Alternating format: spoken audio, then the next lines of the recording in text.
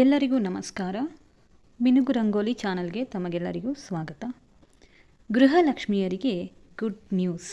31ನೇ ಕಂತಿನ 2400 ಕೋಟಿ ರಿಲೀಸ್. ಆದರೆ ಆ 2000 ಹಣ ನಿಮ್ಮ ಕೈ ಸೇರಬೇಕು ಅಂದರೆ ಈ ಕೆಲಸ ನೀವು ಮಾಡಲೇಬೇಕು.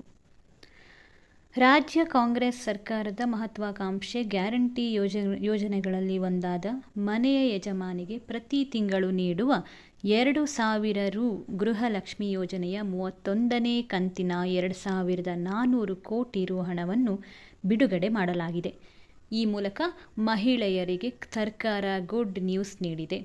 ರಾಜ್ಯದಲ್ಲಿನ 1.24 ಕೋಟಿಗೂ ಅಧಿಕ ಕುಟುಂಬದ ಮನೆಯ ಯಜಮಾನಿಯರಿಗೆ ಈವರೆಗೆ 30 ಕಂತುಗಳಲ್ಲಿ ತಲಾ 2000 ರುಗಳಂತೆ 60,000 ರುಗಳನ್ನು ನೇರ ನಗದು ವರ್ಗಾವಣೆ ಮುಖಾಂತರ ಫಲಾನುಭವಿಗಳ ಖಾತೆಗೆ ಜಮೆ ಮಾಡಲಾಗಿದೆ. ಈಗ ಗೃಹಲಕ್ಷ್ಮಿ ಯೋಜನೆಯ 31ನೇ ಕಂತು ರಿಲೀಸ್ ಆಗಲಿದೆ.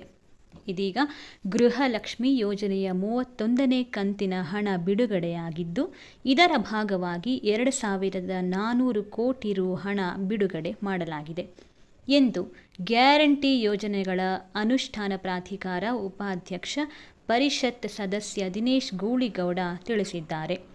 ಗೃಹಲಕ್ಷ್ಮಿ ಯೋಜನೆಗಾಗಿ ರಾಜ್ಯ ಸರ್ಕಾರ ಇದುವರೆಗೂ 74,650 ಕೋಟಿ ರುಗಳನ್ನು ವೆಚ್ಚ ಮಾಡಿದೆ.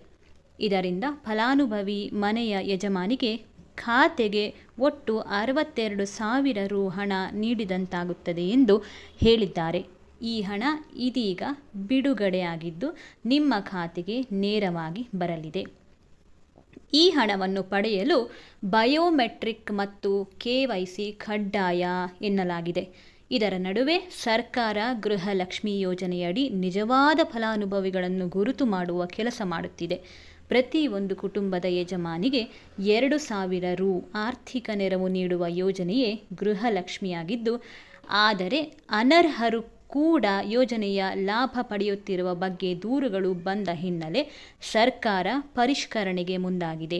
ಹೀಗಾಗಿ ಗೃಹಲಕ್ಷ್ಮಿ ಯೋಜನೆಯ 2,000 ರು ಹಣವನ್ನು ಪಡೆಯಲು ಫಲಾನುಭವಿ ಮಹಿಳೆಯರು 1 ತಿಂಗಳ ಒಳಗೆ ಬಯೋಮೆಟ್ರಿಕ್ ಮತ್ತು KYC ಮಾಡಿಸುವುದು ಮುಖ್ಯವಾಗಿದೆ ಎಂದು ವರದಿಯಾಗಿದೆ. ಹಾಗಾದರೆ ಬಯೋಮೆಟ್ರಿಕ್ ನವೀಕರಣ ಮಾಡುವುದು ಹೇಗೆ?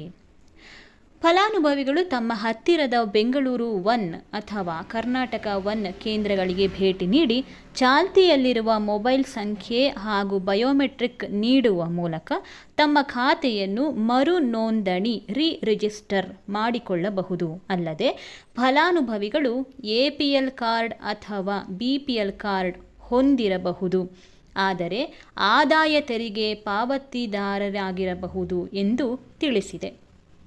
ಜೊತೆಗೆ ಮಹಿಳೆಯರು ಕೇವಲ 1 ಬಾರಿ ಬಯೋಮೆಟ್ರಿಕ್ ನೀಡಿದರೆ ಸಾಕು, ಹಣ ಎಂದಿನಂತೆ ಖಾತೆಗೆ ಜಮೆಯಾಗುತ್ತದೆ ಎಂದು ತಿಳಿಸಿದ್ದಾರೆ. ಇನ್ನಷ್ಟು ವಿಷಯಗಳೊಂದಿಗೆ ಮತ್ತೆ ಸಿಗುತ್ತೇನೆ. ಧನ್ಯವಾದಗಳು.